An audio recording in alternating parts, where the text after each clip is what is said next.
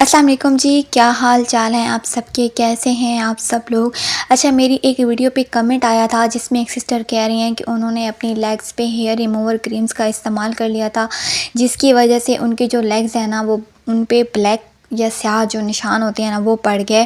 तो इसका कोई हल, तो इस वीडियो में मैं आप लोगों को हेयर रिमूवर क्रीम से ख़राब स्किन का हल भी बताऊंगी, साथ में आप लोगों को ये भी बताऊंगी कि हेयर रिमूवर क्रीम्स जो हैं वो कैसे काम करती हैं और कैसे आपकी स्किन का बेड़ा गर्क कर रही हैं। असल में जो हेयर रिमूवर्स क्रीम होती हैं उनमें दो केमिकल्स डाले जाते हैं, जिसमें एक होता है कैल्शियम थायोग्लिकोलेट और एक दूसरा होता है पोटेशियम थायोग्लिकोलेट। ये जितनी भी क्रीम्स होती हैं उन तमाम में ये दोनों केमिकल्स डाले जाते हैं, और जब ये दोनों केमिकल्स इकट्ठे होते हैं और आप इसे अपनी जिल्द पे लगाते हैं तो इंसानी जिल्द पे इन दोनों केमिकल्स का रिएक्शन होता है, जिसकी वजह से बाल जो हैं वो मुर्दा होते हैं और तेज़ी से साफ़ हो जाते हैं। और इन्हीं केमिकल्स के रिएक्शन की वजह से आपकी जो स्किन है ना वो बर्न हो जाती है, वो झुलस जाती है, उस पर स्याह निशान पड़ जाते हैं या फिर उस पर रैशेस पड़ जाती हैं। और इन्हीं केमिकल्स की वजह से शदीद किस्म की एलर्जी, ख़ारिश, इचिंग, रेडनेस, वो सारा कुछ होता है। आप चाहे जितनी भी महंगी हेयर रिमूवर क्रीम ख़रीद लें या लोशन ख़रीद लें, उन तमाम क्रीम्स में ये दोनों केमिकल्स डाले जाते हैं।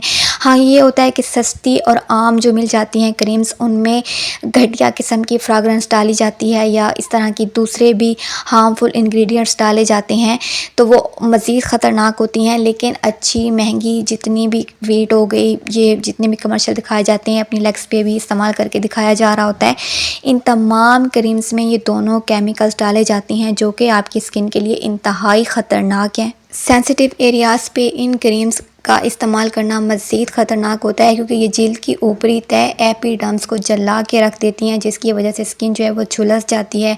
वो स्याह तो हो ही जाती है लेकिन उस पर शदीद किस्म की एलर्जी भी हो सकती है। जब आप कैल्शियम थायोग्लिकोलेट और पोटेशियम थायोग्लिकोलेट वाली क्रीम अपनी स्किन पर बहुत ज़्यादा मिकदार में लगा लेती हैं या बहुत ज़्यादा देर तक लगा देते हैं, तो इन दोनों केमिकल का जो रिएक्शन है वो पहले से भी ज़्यादा शदीद होता है और स्किन की जो कंडीशन है वो रोज़ बरोज़ ख़राब से ख़राब होती जाती है। अब मैं आपको बताऊंगी कि हेयर रिमूवर क्रीम्स के साइड इफ़ेक्ट हो चुके हैं आपकी स्किन पर, उनको कैसे ठीक किया जाए, स्किन जो है वो दोबारा कैसे पहले वाली हालत पे आए, वो कैसे सेहतमंद हो। तो सबसे पहले तो आप लोगों ने ये जितनी भी क्रीम्स है ना इनका इस्तेमाल करना बिल्कुल छोड़ देना है, क्योंकि साथ अगर आप कोई भी ट्रीटमेंट करते रहें और बाद में आप यही क्रीम इस्तेमाल करते रहें तो कोई फ़ायदा ही नहीं होगा। स्किन जो है वो ख़राब से ख़राब होती जाएगी, चाहे आप उसको जितना भी ख्याल रखें। तो आज से अभी से इन हेयर रिमूवर्स क्रीम का इस्तेमाल करना छोड़ दें यार। अपनी लेग्स पे, बाजुओं पे आप वैक्स कर सकते हैं। वैक्स बहुत ही ज़बरदस्त तरीका है,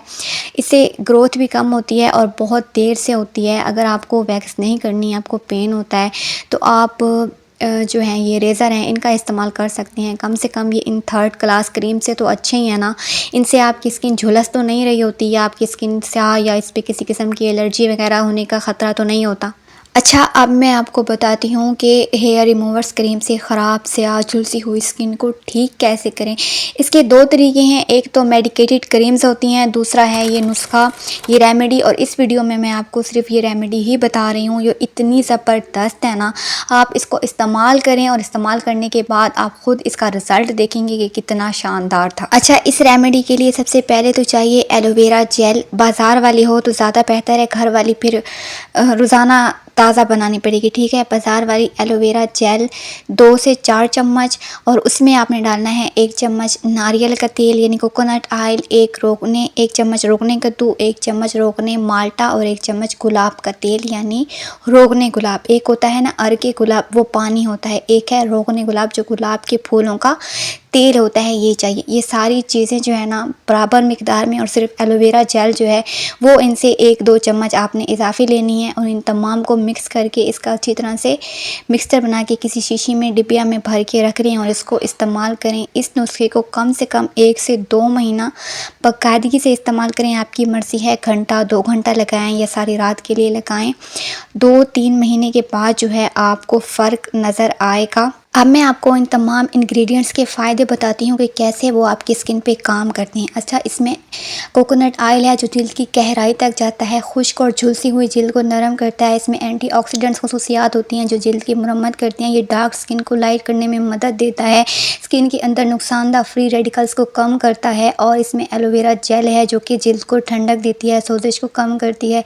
झुलसी हुई स्किन के लिए बहुत अच्छी है, ये स्किन को बहुत ज़्यादा सूथिंग इफेक्ट देती है, स्किन की जो कुदरती रंगत है उसको बहाल करती है और नए खलियात यानी सेल्स बनाने में मदद करती है। इसमें रोकने कद्दू है जिसमें जिंक होता है, विटामिन ई होता है, फैटी एसिड्स होते हैं जो जिल्द को रिपेयर करती हैं, स्याह एरियाज़ की रंगत को बहाल करती हैं। इसमें रोकने माल्टा है जिसमें विटामिन सी होता है जो जिल्द के दाग धब्बे काले निशान पिगमेंटेशन को हल्का करता है और स्किन को जो है वो ग्लोइंग बनाता है, साफ़ बनाता है। और इसमें शामिल है गुलाब का तेल जो जिल्द की रंगत को बेहतर करता है, अनइवन स्किन टोन को बराबर करने में मदद देता है। एक नेचुरल मॉइस्चराइज़र है, ये आपकी स्किन को नरम और मुलायम भी बनाता है, साथ में स्किन की जो इलास्टिसिटी है उसको भी बेहतर बनाता है, ख़ास तौर पर जब आपकी स्किन बुरी तरह से झुलस गई हो या ख़राब हो चुकी हो। और जब ये तमाम अज्जा इकट्ठे हो जाते हैं तो ये जिल्द की तमाम तहों को ग़िज़ाइयत देते हैं, डैमेज शुदा स्किन को मुरम्मत करते हैं, जिल्द की सोजश खुश्की स्याहपन को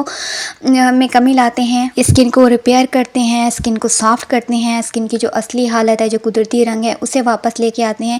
लेकिन एक चीज़ का आपने ध्यान रखना है कि जिल्द की रीजनरेशन यानी नई जिल्द बनने का जो अमल होता है वो ना 1-2 दिन 1 हफ़्ते में नहीं होता। इस नुस्खे को कम से कम 4 से 8 हफ़्ते चाहिए।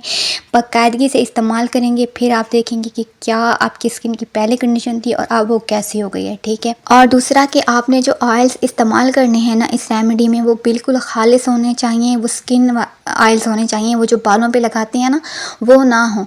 आपको किसी अच्छी पंसार की शॉप से खालिस तेल मिल जाएंगे, अगर आपको नहीं मिलते तो जहाँ से मैं मंगवाती हूँ ना दराज से, उसका लिंक मैं डिस्क्रिप्शन में दे दूँगी। बहुत ही अच्छे और खालिस तेल होते हैं और ये टेंशन ना लें कि बहुत महंगे होते हैं, एक ही बार आपने ख़रीदने हैं, पूरा साल आपके कहीं पे भी नहीं जाने। और अगर आप नहीं ख़रीदना चाहते हैं तो आप मुझे कमेंट कर दें, मैं आपको मेडिकेटेड क्रीम्स बता दूंगी, वो भी सेम ऐसा ही काम करती हैं। बाकी जी वीडियो यहाँ पे ख़त्म हुई, अच्छी लगी हो तो लाइक कर दें, मेरे यूट्यूब चैनल को भी सब्सक्राइब कर दें। फिर मिलेंगे, अल्लाह हाफिज़।